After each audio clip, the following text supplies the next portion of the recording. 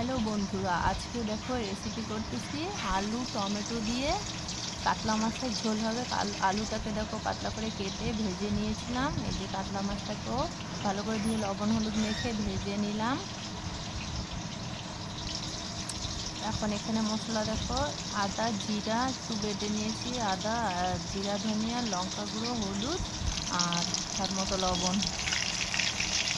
Tomato জিরা তেজপাতা ফোড়ন দিয়ে টমেটোটাকে দেখো ভেজে নিচ্ছি।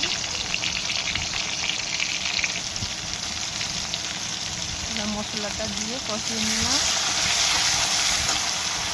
তার মতো লবণ দিয়ে দিয়েছি। এখন ভাজা আলুটা দিয়ে দিলাম, আর একটু কষাবো। তো কষানো হয়ে গেলে জল দিয়ে দিব। দেখো তেল ছেড়ে দিয়েছে, তো কষানো হয়ে গেছে, জল দিয়ে দিলাম। ঝোল ফুটে গেল, এখন আমি মাছগুলো একে একে দিয়ে দিব। দেখো আমার রেসিপিটা যদি ভালো লাগে লাইক কমেন্ট করো, আর নামানোর আগে ধনিয়া পাতা দিয়ে দিলাম।